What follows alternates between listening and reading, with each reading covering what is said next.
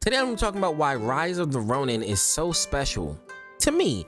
First off, frame one, the presentation is so beautiful, it's so cinematic, it's reminiscent of anime openings when you first open up the game. It kind of thrusts you in this world and it sets the tone for what the rest of the game is basically gonna be like. But before we continue on with that, I understand that I may get some hate and criticism for the things that I'm gonna be saying. Of course, these are my opinions, but please try to keep it civil in the comment section. And while you're down there, I appreciate it if you subscribe, as it helps the channel grow, and you know, it kind of means a lot for me. And while you're down there, why don't you slide over and leave a like if you're enjoying the vibes.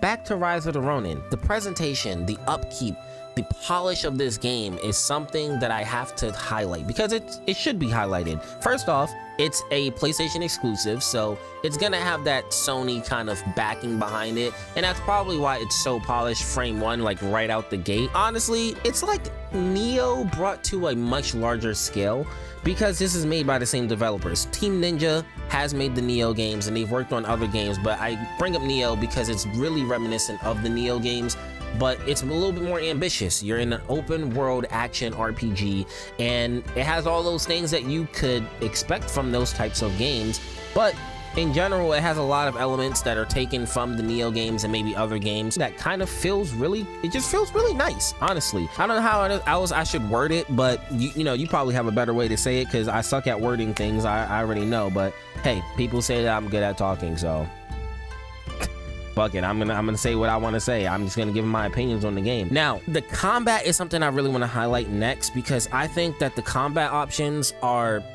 one of the most intricate things about this game. Put aside the story and what that does, focus on the combat for now, okay? The combat, when you first open up the game and you have to like do this practice thing and you're looking at the different stances and the different weapons that you have to your arsenal, like, you know, you have spears, you have your katanas, you have other different variations of ranged weapons and melee weapons with different stances, and then it throws in literally throwable objects into the mix. But then you are just like sidelined by the fact that you can switch between your character and another AI character that you have as like a companion. Now, I don't want to give away too many story spoilers, but this kind of continues throughout the game in general, and I honestly have to highlight the AI. The AI is amazing in this game. I mean, you can play it with a friend, but if you don't have a friend to play with, the AI does a fantastic job. It actually feels very challenging, and it's another thing I want to highlight is the challenge of the game. As I'm editing this, I forgot to talk about how you can choose between these like choices that the game gives you between like, okay, do you want to kill this character or do you want to leave them alive? Do you want to try to get this item or not get this item? And I don't just mean in the aspect of side quests or side stuff, even in the main aspects of the game, in the main aspects of the story, there are literally dialogue choices that it gives you, and there are just decisions that are weighed pretty heavily throughout the game to get you a different ending. So I just, you know, I forgot to talk about that. I always forget about something when I'm making these videos. Yeah, I just wanted to throw that in there.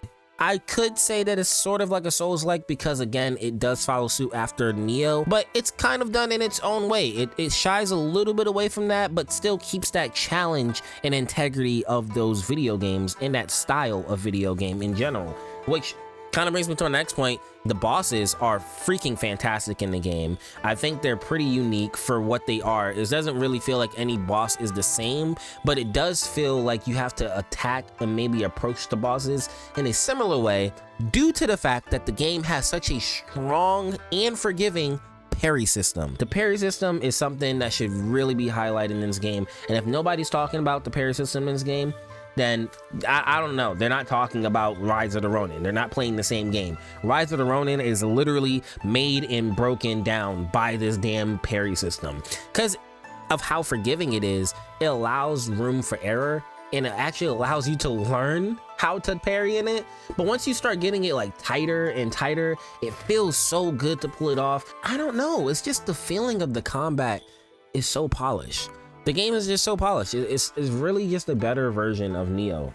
Like, honestly, you know, I appreciate that you actually have to be skilled and talented to play this game. There's so many things that go into it. It's very detailed, it's visually stunning, but the parries look awesome. They have like this system where like you parry somebody shooting at you and your sword or whatever weapon catches on fire, and then you can use that to your advantage, or you can like just bait enemies to come towards you. I don't know. What do you think? Why do you think this game is special? You know, if you think it's special at all. You know, I feel like it's also, if you're into samurai stuff and Japanese culture and, you know, those types of video games, it's kind of sets a pretty good mood. No, it's not Ghost of Tsushima, and it's not a second Ghost of Tsushima. I've seen so many damn comparisons to that. I definitely wouldn't say it's a Ghost of Tsushima clone. It has a lot of similarities because of Ghost of Tsushima obviously coming out after Neo and after a lot of other video games have come out that have that same style and set in the same eras. So I would say that it's kind of still just doing its own thing.